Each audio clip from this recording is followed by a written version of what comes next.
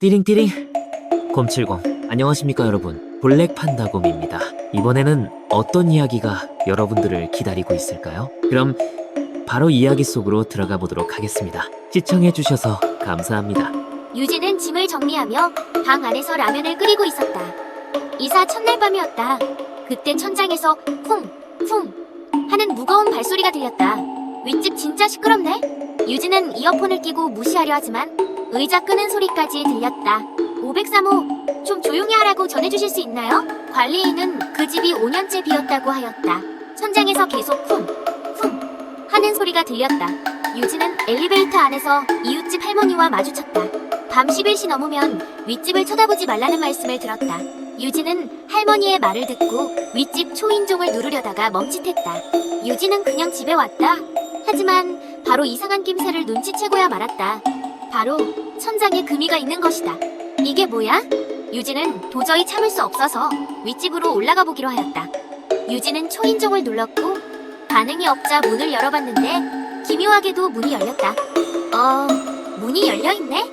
유진은 손전등을 들고 조심스럽게 문 안으로 들어갔고 TV는 꺼져 있는데 전원은 켜져 있었다. 마치 누가 살았던 것처럼 식탁 위에 따뜻한 커피잔, 젖은 수건, 정돈된 침대와 이불이 있었는데 전체적으로 버려진 공간인데 누군가 방금까지 살았던 느낌을 받았다. 여기? 정말 아무도 안 사는 거 맞아? 거실 벽에 걸린 오래된 가족 사진이 있었는데 놀랍게도 문제는 그 속에 있는 인물들 중 하나가 유진이다. 이건 나야?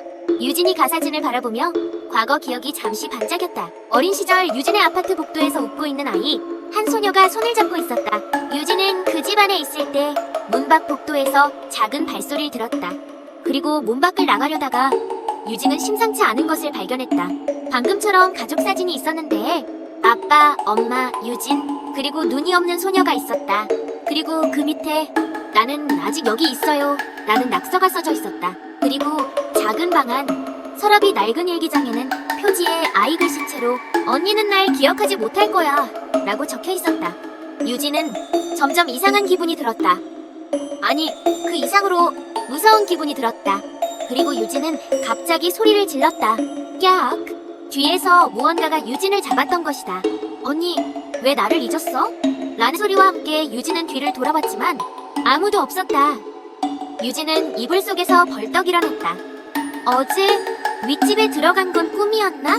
유진은 자신의 손바닥을 보는데 먼지가 묻은 자국과 긁힌 상처가 있었다. 진짜였어. 유진은 곧바로 엄마에게 전화를 걸었다. 엄마, 우리 예전에 503호 살았던 적 있어? 그럼 나 동생 있었어? 엄마는 불안한 말투로 나보고 외동이라고 하였다. 언니! 갑자기 유진의 머릿속에 동생으로 추정되는 자가 외치는 소리에 유진은 다시 윗집으로 올라가야만 했다. 윗집을 열고 들어갔고 윗집을 뒤지기 시작했다. 서랍을 열자 진단서가 눈에 띄었다. 환자 유진은 외상 후 기억 억제 증상 동생 유나와 관련된 기억은 비정상적으로 봉인됨. 유나? 내가 유나를 잊은 게 아니야? 유진은 바로 내려갔고 이웃들에게 수소문하였다. 하지만 시간이 지나서인지 이웃들은 유나에 대해서 몰랐다. 결국 유진은 어릴 적 가족 사진을 찍었던 사진관을 찾아내어 방문하게 되었다. 유진은 사진관의 주인 할아버지와 만났다. 혹시 예전에 우리 가족 사진이 보관돼 있을까요? 제 이름은 곰유진, 제 동생은 곰유나예요. 할아버지는 사진이 좀 파손된 것 같다고 한 사람이 안 보이는 사진을 건재주셨다. 사진에는 유나의 얼굴만 찍혀있는 듯했다. 유나는 혼란스러워 어떤 생각도 들지 않았고 빨리 엄마를 만나야겠다고 생각했고 그 즉시 엄마에게 향했다. 유진은 엄마에게 앞선 사건들을 전부 말했다. 엄마는 내가 아팠다면서 유나가 나를 다치게 하였다고 답해주었다. 다만 유진은 유나가 실종된 이유에 대해서는 결국 듣지도 못했다. 하지만 기억나는 것은 있었다. 어린 유진은 유나와 놀다가 유나는 유진의 장난감을 뺏으려고 하였다. 그때 유진이 계단에서 굴러 떨어졌는데 그것을 보고 엄마는 유나를 꾸짖었다. 유진은 더 정확히 알아야겠다고 생각했고 홀린 듯이 윗집으로 향하였다. 그리고 그 윗집에는 유나가 기다리고 있었다. 언니, 드디어 나를 기억했구나.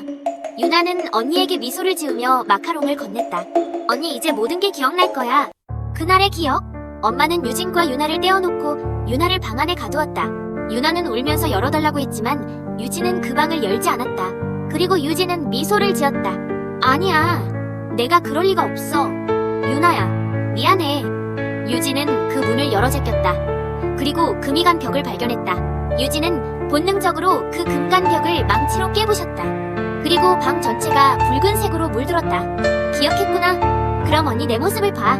유진은 눈물을 흘리며 유골과 그 옆에 있던 일기장을 바라보았다. 그것은 다름 아닌 유나의 것이었다. 마지막으로 유나는 이렇게 말했다. 언니, 다시 태어나면 만나자. 그리고 유진은 입에서 머리카락을 토해냈다. 이야기해서 유나는 부모의 학대를 받았고 반대로 엄마는 유진을 편애하였다. 또한 어렸을 적 유진은 유나를 방치했고 유나는 결국 영문모를 원인으로 그 방에서 죽게 된 것이다. 유나는 사실 원한이 풀리지 않았고 다시 태어나자는 말로 바로 유진을 죽인 것이다.